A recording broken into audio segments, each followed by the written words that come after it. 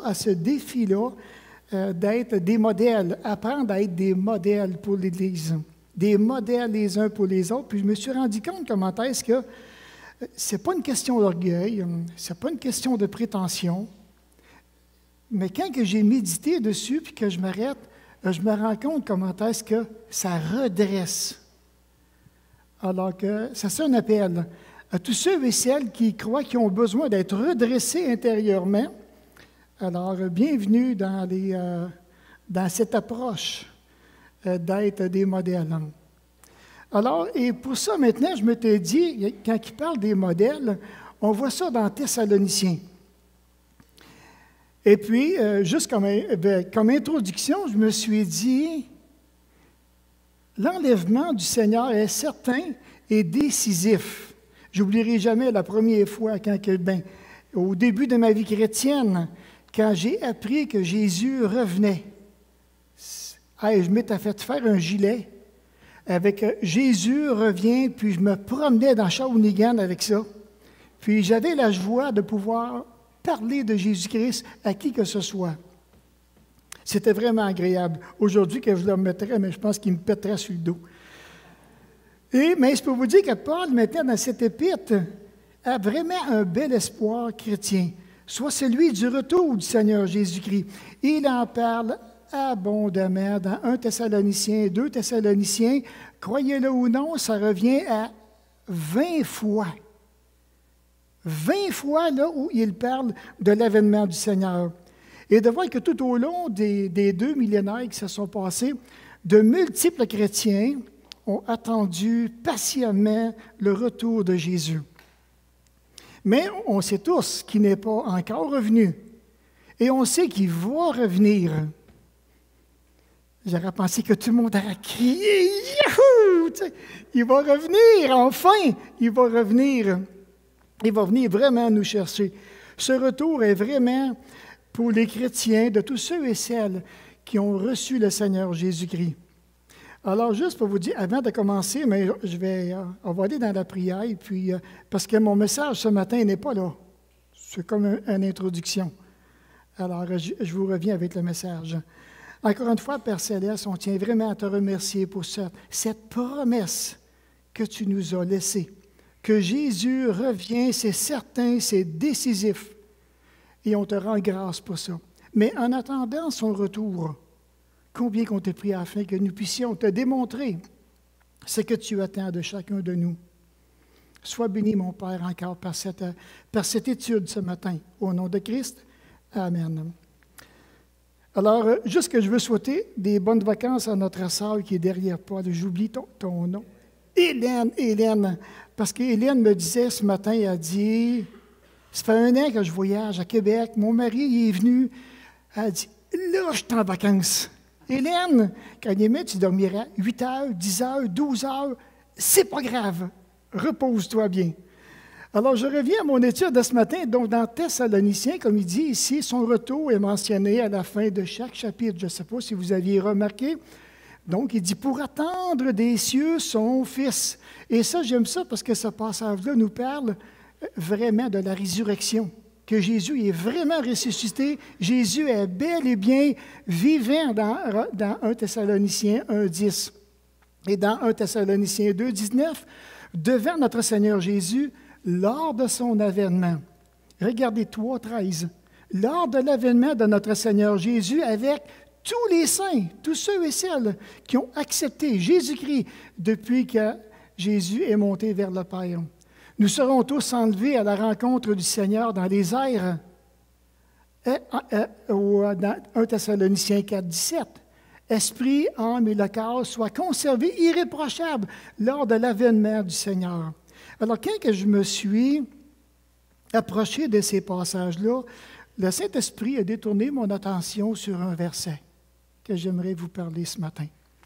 Et de voir que ce verset dit « Et maintenant, petits enfants, demeurez en lui, afin que lorsqu'il paraîtra, nous ayons de l'assurance et qu'à son avènement, nous ne soyons pas dans la honte d'être éloignés de lui. »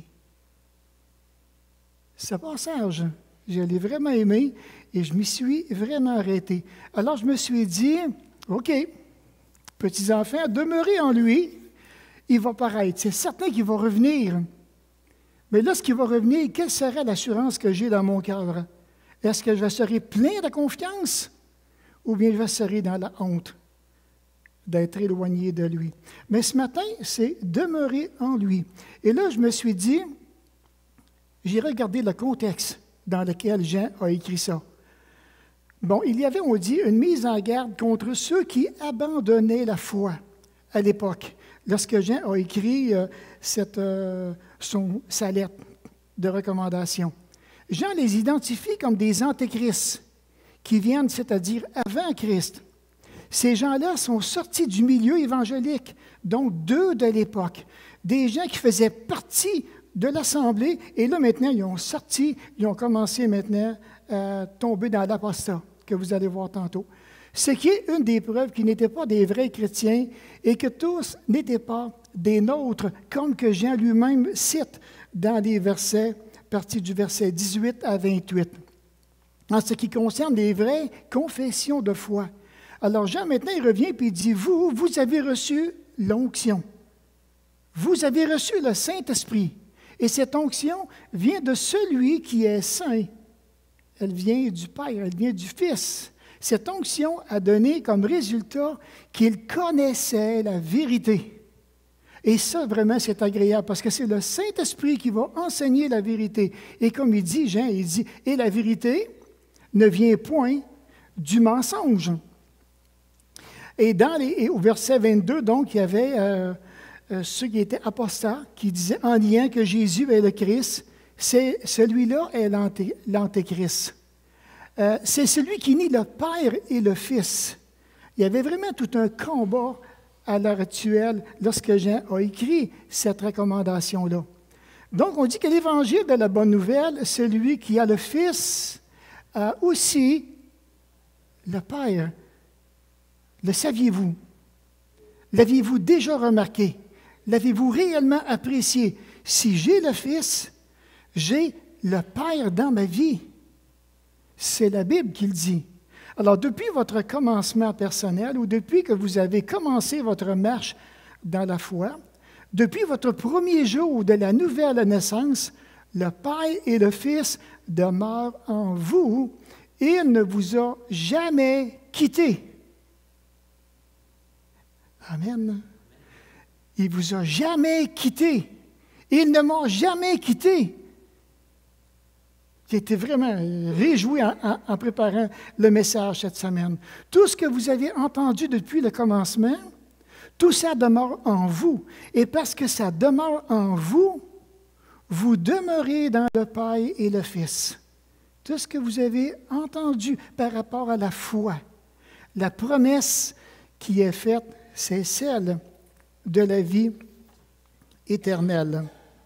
Ensuite, prenez garde à ceux qui vous égarent. C'est facile.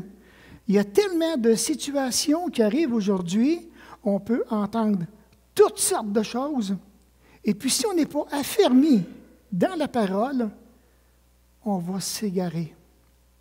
Et lorsqu'on est égaré, c'est pas drôle, parce que quelqu'un qui est égaré, il s'en va dans toutes les directions, excepté la direction dans laquelle il devrait aller. Alors, le verset 27 dit, « L'onction nous enseigne toutes choses. Elle n'est pas basée sur le mensonge. Demeurez en lui. » En qui? En Jésus et en Dieu, selon les enseignements que l'onction vous a donnés.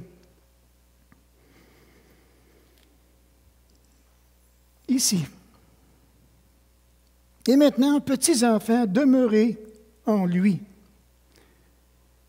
afin que lorsqu'il paraîtra, nous ayons de l'assurance et qu'à son avènement, nous n'ayons pas la honte d'être éloignés de lui. C'est intéressant de voir que Jean est en train d'établir ici une ligne directrice entre le mensonge et la vérité. L'onction, le Saint-Esprit va vous enseigner la vérité. Et de voir que ça se passe environ 50-55 ans après que Jésus-Christ a été ressuscité. Et j'ai regardé dans la Bible aussi, la Bible du Sommel, qui dit, « Mes petits-enfants, demeurez attachés au Christ, pour qu'au moment où il paraîtra, nous soyons remplis d'assurance et que nous ne nous trouvions pas tout honteux, loin de lui au moment de sa venue. »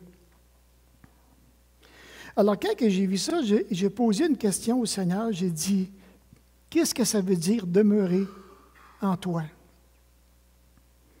Je pense que ça m'a pris 3 semaines à avoir la réponse. Et finalement, il m'a donné quelque chose qui m'a fait réfléchir. Le premier avantage que j'aimerais partager est le suivant. Demeurer en lui, c'est la plus belle preuve de foi que tu peux démontrer au Père et au Fils. Ça commence là. Ça commence comme ça, la vie chrétienne. Si tu veux demeurer dans le Seigneur, c'est la plus belle preuve de foi que tu peux démontrer à Dieu. Ça se démontre, ça. Ça demande maintenant des implications personnelles. Ça demande des engagements sérieux avec Dieu. Des engagements très, très sérieux. Vous êtes peut-être impliqué, je dirais, dans différentes situations, même parfois qui vont vous sembler fâcheuses. Ou bien maintenant,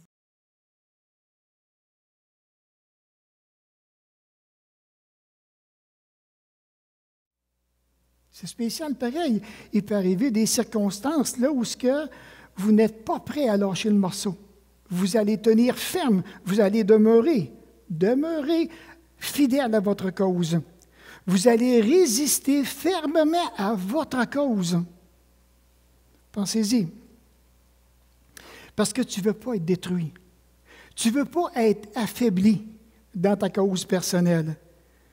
Jean, il dit, « Apprenez à tout supporter sans faiblir dans la foi. » Alors, imaginez que vous avez un objet auquel vous tenez vraiment précieusement. N'allez-vous pas le serrer contre vous afin de ne pas perdre cet objet-là? Il y a tellement de choses dans lesquelles on va garder, on ne va pas céder. Je me suis rappelé souvent, quelquefois, j'ai entendu cette phrase-là. « T'es mon ami. » Sais-tu quoi? Écoute-moi bien, là. Jamais je vais te laisser tomber. Hein? Sûrement que vous l'avez déjà entendu, vous autres aussi. Toi, là, jamais je vais te laisser tomber. C'est toi qui m'as sauvé de la noyade. Alors, comment veux-tu que je vais te laisser tomber? C'est impossible. Tu sais, quand j'étais blessé sur la route, c'est toi qui t'es arrêté. Jamais je vais te laisser tomber. Je vais toujours me souvenir de toi. Ou bien un accident de chasse, un compagnon de chasse. On est content. On prend des engagements. C'est une déclaration de foi de s'engager toute la vie, à dire à quelqu'un, « Jamais je vais te laisser tomber. » C'est quelque chose. C'est tout un engagement de foi. Ne serait-ce pas une belle déclaration que nous pourrions dire à Dieu? « Seigneur Jésus, jamais je vais te laisser tomber. » Pensez-y, là. Il fait appel à votre foi, à ma foi. Est-ce que vraiment que je peux déclarer ça dans mon cœur, que jamais que je vais laisser tomber le Seigneur? Prenez le mariage. C'est beau, le mariage. C'est vraiment agréable. Ça a ses hauts, ça a ses bas, ça a ses obstacles, ça a ses victoires. Mais qu'est-ce qui fait qu'un couple, après 25, 30, 40 ans, 50 ans, qui sont encore ensemble? Ils ont tenu ferme. J'imagine Adam et Ève, lorsque Dieu les a créés, soyez rapprochés. Rapprochez-vous l'un de l'autre. Demeurez ensemble. Demeurez près l'un de l'autre. Restez unis l'un de l'autre. Soyez pleins de confiance, pleins d'affection. Soyez solidaires l'un envers l'autre. Ne portez pas les regards à l'extérieur d'un autre couple. Le mariage connaît ses hauts, connaît ses bas. Certainement que plusieurs ici ont passé par toutes sortes de tempêtes. Vous êtes encore ensemble. Vous avez réussi à demeurer ensemble. Le résultat, vous êtes encore plus fort qu'avant. Vous avez appris beaucoup de choses. Les compréhensions sont différentes. L'attitude est différente. Ou bien maintenant, on peut tomber en mode survie. En mode survie, seul dans le mariage, c'est catastrophique. Mais quand on est deux, on devient un seul. Et ça, c'est fort. Demeurez attachés au Christ. Jean continue de vouloir sensibiliser les croyants, consacrer tous leurs efforts à vouloir servir le Seigneur. Le servir avec un cœur loyal. Il est en train, au fond, de dire, faites preuve de foi. Tu dis que tu m'as accepté dans ta vie, maintenant, montre-moi ta foi. Fais preuve que je t'appartiens. Celui qui fait preuve de foi se fait remarquer par ses engagements envers le Seigneur. On va vite découvrir sa loyauté. Facilement, son dévouement. On va découvrir sa stabilité. Un homme, une femme joyeux, sincère, vrai. On va découvrir une belle maturité envers celui qui va demeurer dans le Seigneur, celui qui va faire preuve de foi. Il y a une maturité qui est là. On va voir une personne qui va avancer de progrès en progrès. Ça avance. C'est merveilleux. On va remarquer aussi son bon témoignage dans tout son entourage. L'influence qu'il va avoir dans sa famille et l'influence qu'il va avoir dans l'Église locale. On va remarquer sa compassion parce qu'il demeure en Jésus-Christ. On va remarquer sa miséricorde. On va remarquer l'exercice de son don ou de ses dons personnels. Sa générosité, que ce soit monétaire ou bien en temps, qu'importe, on va le voir. On va remarquer ses compréhensions au niveau de la parole de Dieu. Pourquoi? Il demeure dans la foi. On va remarquer son affection. On va remarquer son amour pour sa famille, son amour aussi pour l'Église. Pourquoi? Parce qu'il demeure en Christ. Il demeure dans le Fils et dans le Père. On va remarquer son souci de vouloir avancer et de vouloir plaire constamment à son Seigneur. Certainement que le Saint-Esprit vous a déjà fait remarquer le témoignage de certaines personnes, peut-être dans l'Église, ou bien tout autour de vous, et qu'un jour que vous avez dit dans votre cœur, « Seigneur, j'aimerais vraiment venir ou devenir comme cette personne-là. J'aimerais ça l'imiter en quelque part. » Demeurez en Jésus. Il y a une différence, vous savez, entre la foi et les sentiments ou bien les émotions. Il y a une énorme différence. Et ça, je me suis rappelé qu'au début de ma vie chrétienne, je viens d'accepter Jésus-Christ, je suis tout feu, tout flamme, je suis emballé, puis j'avance. Et là, à un moment donné, je réalise que dans mes demandes personnelles, ou bien dans ma façon de me conduire dans ce que je croyais dans la foi, ça ne fonctionnait pas. Pourquoi? Je me reposais sur mon feeling. J'ai un bon feeling. Mais personne ne m'avait dit qu'il fallait marcher par la foi. Je ne savais pas. J'en avais aucune idée. Là, à un moment donné, je me suis accroché. Ben, accroché, comprenez, là. Je me suis accroché dans ma marche chrétienne. Je me suis accroché là. Et là, j'ai dit au Seigneur, j'ai dit, voyons, mais la vie chrétienne, comment ça se fait que ça ne marche pas? Ça ne marche pas, il y a quelque chose que je ne comprends pas. Et puis, à un moment donné, c'est bien entendu. C'est bien entendu. Ça ne pouvait pas marcher non plus, parce que je allais avec mon feeling. Je allais avec mon battement de cœur. Mon sentiment me dit ça, j'embarque là-dedans ça, et je me suis pété la face tellement de fois. Jusqu'au jour où j'ai vu ce verset. La foi vient de ce qu'on entend, et ce qu'on entend vient de la parole.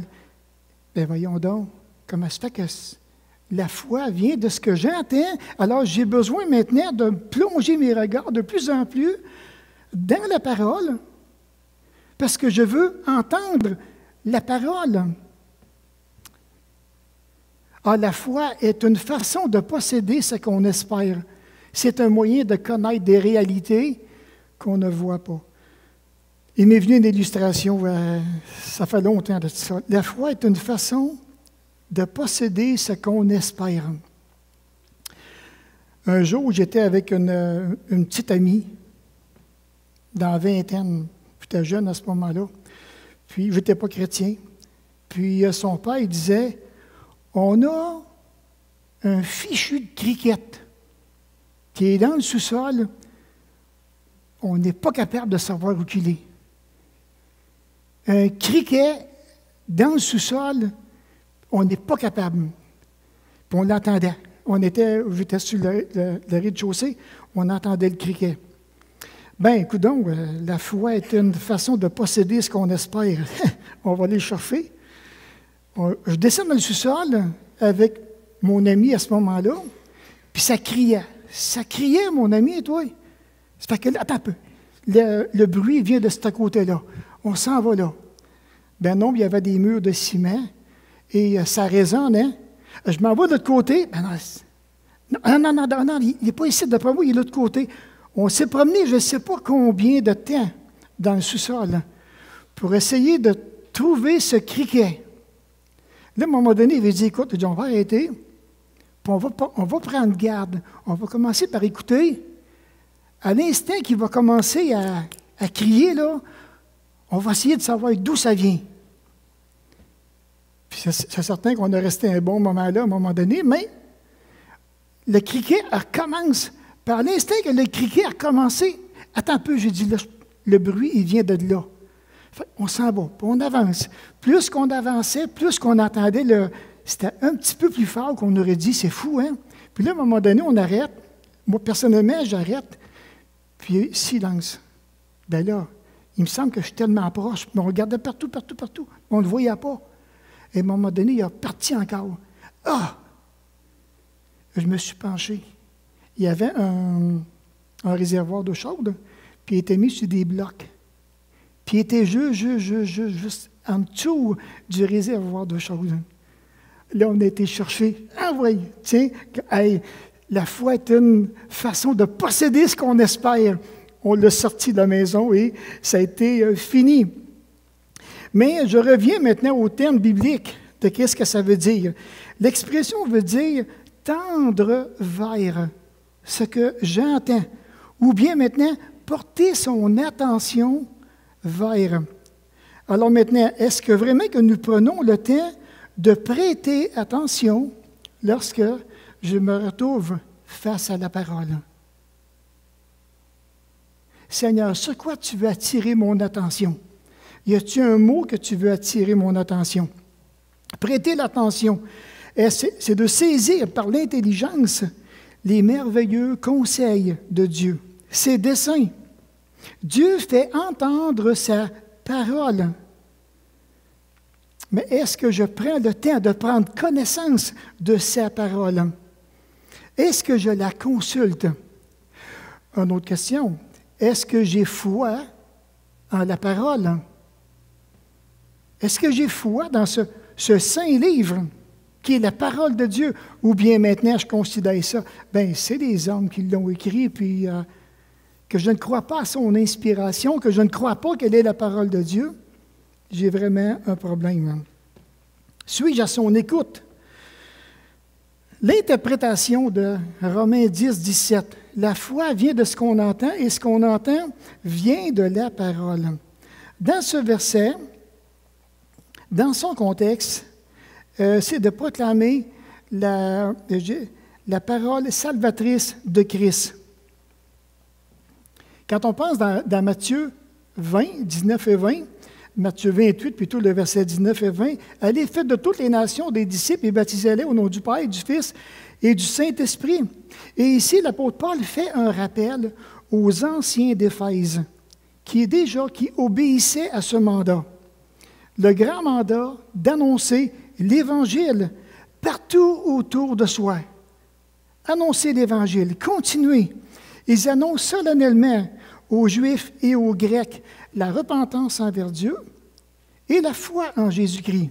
Si vous regardez dans Romains 10 et le verset 17. Donc ici, le premier est que le Juif et le Grec réalisent sa conviction personnelle du Saint-Esprit en sa conscience face au péché. Le deuxième appel, le Juif comme le Grec, doit faire face à la repentance exercée envers Dieu le Père.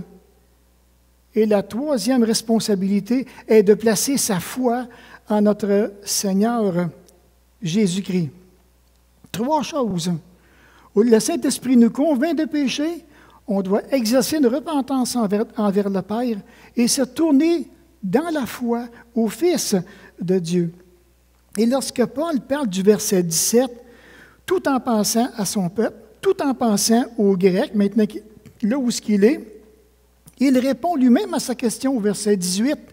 Et j'ai aimé ça parce qu'au verset 18, il dit « N'ont-ils pas entendu? » Qu'est-ce qui se passe? Comment se fait? Est-ce que mon peuple a entendu la bonne nouvelle de l'Évangile? Regardez ce qu'il dit. Leur voix est allée par toute la terre et leur parole jusqu'aux extrémités du monde. Mais je dis, Israël ne l'a-t-il pas su? Moïse le premier dit, j'exciterai votre jalousie parce qu'il n'est point une nation. Je provoquerai votre colère par une nation sans intelligence. Le verset 20, et Ésaïe pousse l'hardiesse jusqu'à dire, j'ai été trouvé par ceux qui ne me cherchaient pas. Je me suis manifesté à ceux qui ne me demandaient pas. Mais au sujet d'Israël, il dit, j'ai tendu mes mains tout le jour vers un peuple rebelle et contredisant. Beaucoup de Juifs, beaucoup de Grecs qui ont entendu l'Évangile et n'ont pas répondu. Ils n'ont pas prêté attention à ce que le Saint-Esprit voulait faire dans leur cœur. Je dirais dans leur homme intérieur. Ils préféraient demeurer dans la rébellion et continuer de contredire constamment la vérité et les appels multipliés et répétitifs de Dieu, de son appel à l'Évangile. Ils n'ont pas voulu se responsabiliser devant le Père. La repentance n'était donc pas une option pour eux. Vraiment spécial. Le Père a tendu ses bras d'amour tout le jour, espérant un retour vers lui, cherchant des hommes au cœur sincère, des hommes, des femmes qui vont désirer vraiment exercer une repentance. La repentance est exercée envers Dieu. Tout homme a besoin d'exercer la repentance envers le Père. Tout homme, il se doit de se replonger dans la foi. Il se doit, c'est une responsabilité. Imaginez à la fin de la journée les bras d'amour du Père étant toujours vides. Et aujourd'hui, en 2017, encore ces bras d'amour sont tendus vers quiconque aimerait venir se blottir entre ses bras. Il espère au fond ta repentance. Il espère la mienne aussi, ma repentance personnelle. Il ne désire pas que je sois rebelle et ni contredisant. C'est pas ça qu'il veut. Il y a eu ça pendant des millénaires. Il y en a assez. Il y en a assez.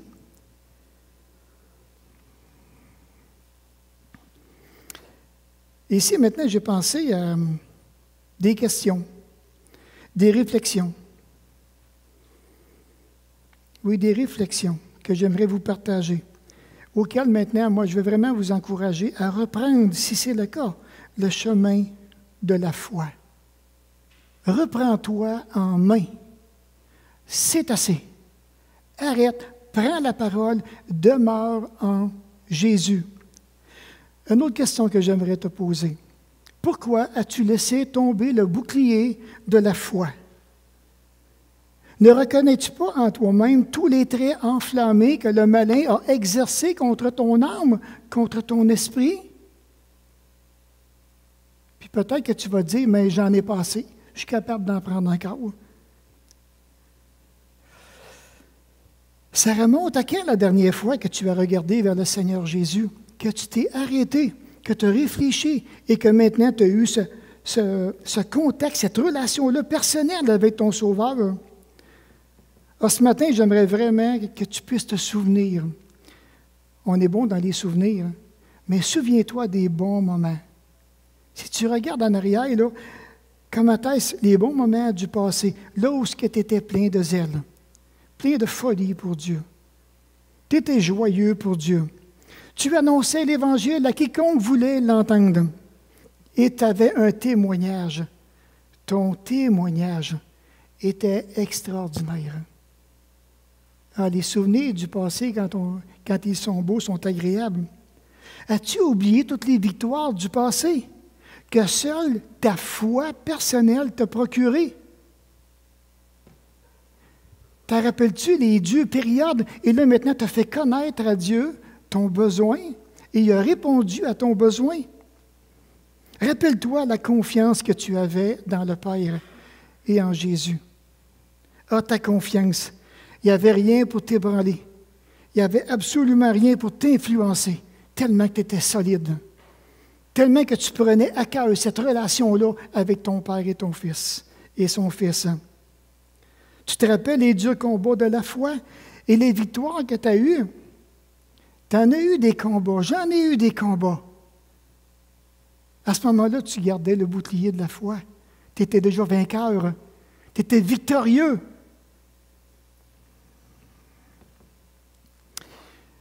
Tu es déjà un vainqueur par celui qui te fortifie. Déjà, en partant, tu es un gagnant. Ce que Jean est en train de dire, si c'est le cas, si tu as abandonné la foi, si ça vient que tu es sur le bord de tout abandonner, non, demeure en Jésus, reviens à Jésus, reviens à lui.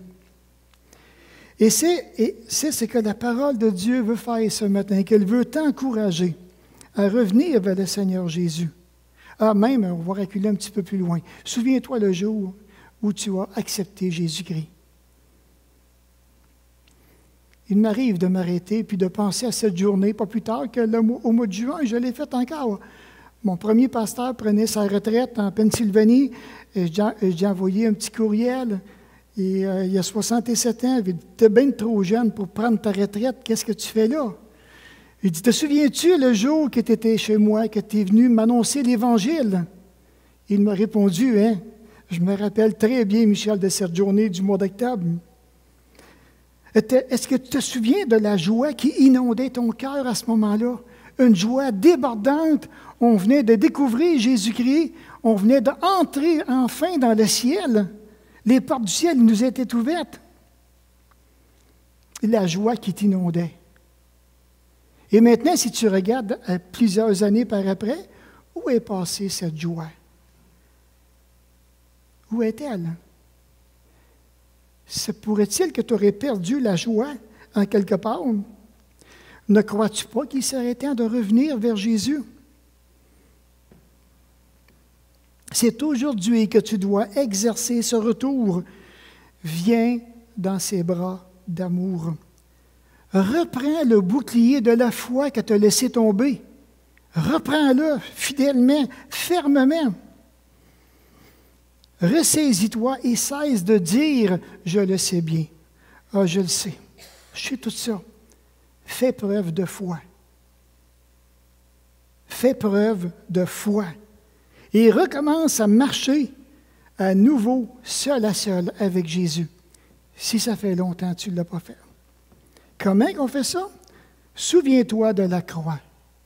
Ayant les regards sur Jésus, le chef, le consommateur de la foi, c'est-à-dire celui qui perfectionne en échange de la joie qui lui était réservée, a souffert la croix, méprisé l'ignominie, et s'est assis à la droite de Dieu. Le Seigneur a commencé un travail merveilleux dans ta vie. Ce n'est pas le temps de lâcher. Ça ne sera jamais le temps de lâcher. Il veut te perfectionner de plus en plus. Et quand je me suis arrêté à cette réflexion-là, je me suis dit, vous savez, le Seigneur Jésus, lorsqu'il est venu sur la terre, il a su comment faire confiance au Père. Dans toutes les situations qu'il a vécues, il a été jusqu'au bout. La preuve qu'il a été jusqu'au bout, il a dit, tout est accompli. J'ai rien oublié. Sur la croix, l'œuvre de Jésus était à la fois terminée, son œuvre était vraiment achevée. Son œuvre était amenée à la perfection. C'est merveilleux. Avez-vous réalisé, avez-vous pensé que le monde en général a toujours méprisé la foi? Pensez-y. Le monde en général, du temps de Jésus, tout comme aujourd'hui, plusieurs ont du mépris solide pour la foi. Par exemple, lorsque Jésus était à la croix, il s'est confié en Dieu, que Dieu le délivre maintenant, car il a dit, « Je suis fils de Dieu. » On va voir sa foi. Ils sont là, puis ils regardent. « Ah ouais! Fais quelque chose! Bouge! » Et là, je me suis dit, quand je regarde la pensée mondaine, sa foi n'est pas tellement solide. Il a dit qu'il s'est confié en Dieu et Dieu ne le délivre pas. Si c'est ça la foi, c'est pas fort. C'est pas fort. Si c'est ça la foi, Jésus n'avait plus rien à prouver. Il n'y avait plus absolument rien à prouver. Est-ce que nous réalisons, frères et sœurs, que c'est par la foi que le Seigneur Jésus a souffert la croix? C'est par sa foi personnelle dans le Père qui a dit, « Oui, Père, je vais monter à la croix, je vais y aller. » Est-ce que vous avez réalisé que c'est par la foi que Jésus a souffert le mépris, l'ignominie, qui est le déshonneur? Il a tout subi ça par la foi pour nous donner accès dans le ciel. Ne devrions-nous pas, à notre tour, faire preuve de foi envers le Père et le Fils? On est appelé à ça en demeurant à lui. Une chose est certaine, on n'aura jamais à souffrir comme le Seigneur Jésus a souffert. Comme lui-même, il dit ici. Un autre passage qui va avant, j'aurais dû le marquer tantôt. Alors, sans la foi, il est impossible de lui être agréable, car il faut que celui qui s'approche de Dieu croit que Dieu existe et qu'il est le rémunérateur de ceux qui le cherchent. Un passage qui est vraiment merveilleux. Mais sans la foi, sans preuve de foi, il est impossible que tu sois agréable à Dieu, et ni moi. Ni moi. Maintenant, est-ce que je crois vraiment encore en l'existence de Dieu? Est-ce que je crois vraiment à l'existence de sa parole? Car il est le rémunérateur de ceux qui le cherchent.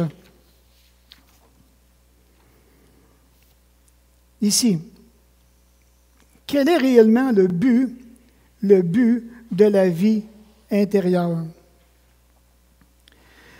Quel est réellement le but de la vie? Dans Colossiens 3, si donc vous êtes ressuscités avec Christ, cherchez les choses d'en haut, où Christ est assis à la droite de Dieu. Attachez-vous aux choses d'en haut et non à celles qui sont sur la terre. Juste dans ce verset, il y a beaucoup de doctrines. Beaucoup de doctrines. Il y aurait plusieurs messages à apporter juste dans ces deux versets-là. Alors ici, maintenant, puisque nous sommes ressuscités avec Christ, nous vivons tous. Nous vivons, pas nous vivrons. Nous vivons, c'est présent, en lui. Et que Christ est notre véritable vie. Il est inévitable que nos vies soient préservées en sûreté là où Christ se trouve présentement. Alors, qu'est-ce que ça veut dire? Mais quand j'ai pris Colossiens, dans les 10 premiers versets, verset 3, nous sommes morts. Verset 1, on est ressuscité. On est caché avec Christ dans les lieux célestes. Il nous a dit, on est dépouillé de la vieille nature. On a revêtu une nature nouvelle. Regardez maintenant les impératifs. Donc, attachez-vous aux choses en haut. Faites mourir les passions et les pratiques non chrétiennes. Faites mourir ça. Comment on fait ça? Comment? Par la foi. En faisant preuve de foi. Ce matin, je termine avec cette conclusion-là. On a regardé ce matin, donc, une première approche, que demeurer en lui, c'est la plus belle preuve de foi que tu peux démontrer envers le Père et le Fils. Je termine par ce verset biblique, un verset auquel je vous encourage, puis même je m'inclus avec vous autres, là, à l'examiner attentivement. Faites donc vous-même votre propre critique et examinez-vous pour voir si vous vivez dans la foi. Ne reconnaissez-vous pas que Jésus-Christ est parmi vous? À moins peut-être que cet examen n'aboutisse pour vous à un échec. Il se peut ce matin qu'en regardant ce verset, tu vas dire « échec et mat ». Échec et mat. Parce que je ne vis pas dans la foi. Parce que je ne marche pas dans la foi. Repens-toi. Et c'est encore le temps. Profite de la grâce que Dieu veut te donner aujourd'hui. Reviens à Jésus. Reprends le bouclier de la foi. Reprends courage. Remets tes yeux sur le Seigneur Jésus-Christ. Avance. Et ne te laisse pas arrêter. Avance avec lui. Demeure en lui. Chaque jour, chaque seconde. Ne sors pas de lui. Reste en lui. On va se couper dans un mot de prière. Notre bon Père Céleste, encore une fois, combien on désire vraiment te remercier pour ta présence avec nous ce matin. Et merci, mon Père, pour cette belle vérité que tu m'as enseignée tout en préparant l'étude.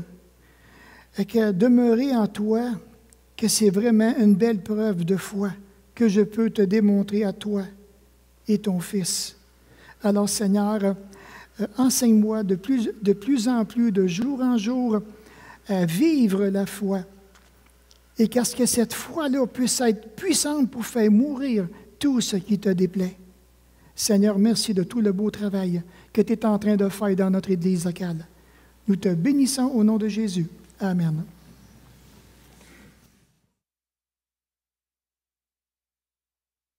Pour les